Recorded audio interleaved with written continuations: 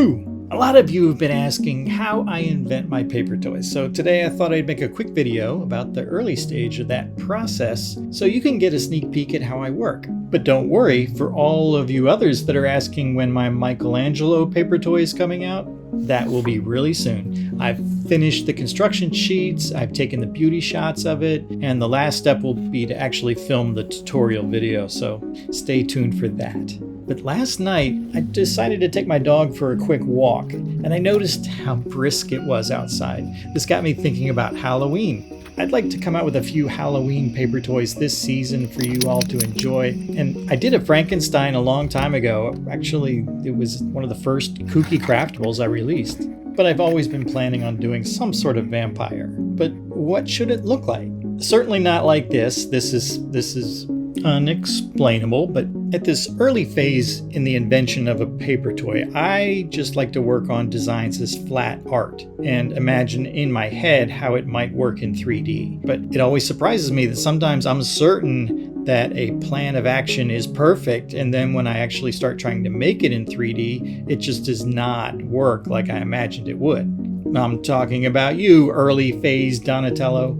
Now, I use Adobe Illustrator for this part of the process. It makes it easy to draw geometric shapes and scale and pull points around in exact increments, but this is vector art. It's not like Photoshop, which is bitmapped art.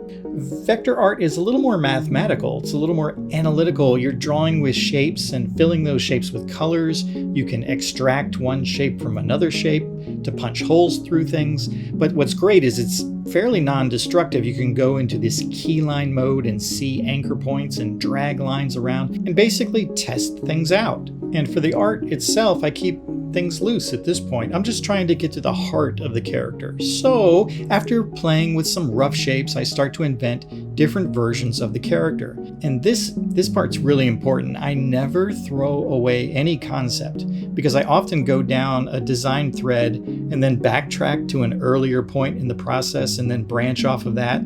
So here's version A. This is a pretty standard and cartoony vampire, and I like it. It might not have that kooky quality I'm striving for, or maybe it does, I don't know. What do you think? But this led me to version B. Now I feel like this has more personality with his arm sort of wrapping around the front and covering his face. It comes at a cost though, in that I'm covering up a lot of details on this character, but with Kooky Craftables I do strive to be simple and elegant as possible with my shapes, so this could work.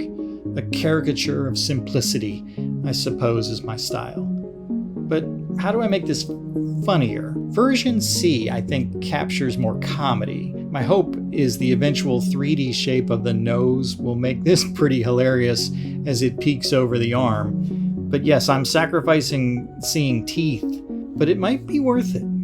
So if teeth are what's needed here, then you definitely get that in version D. This concept is a vampire in full rage mode. If I go this way, I'll have to decide how far this lower jaw sits, where that's a funny position and where it might be too much. Or maybe I could lean into some comedy again and make him really tall, like I did here in version E. This gives it a more graphic design look with very stark shapes and lines. Oh, but then I could push it even more by elongating the arms and getting more color into the cape as I've done here in version F. This is something I go through with every character I design. And this is part of the process that you don't often get to see. So let's get you involved on this process. I want your thoughts. Which one do you think would work best as a Halloween papercraft treat? A, B, C, D, E, F. It's like I know the perfect version of this vampire exists, and part of the mad science of paper crafting is bringing it to life. Oh, and I recently did a review video for my brand new Epson EcoTank printer. As a papercraft artist that prints a lot of color on a lot of cardstock paper, you'll definitely want to see exactly what I have to say about this machine. And if you're new here, please subscribe so you can see the next phase in the process of the creation of a vampire.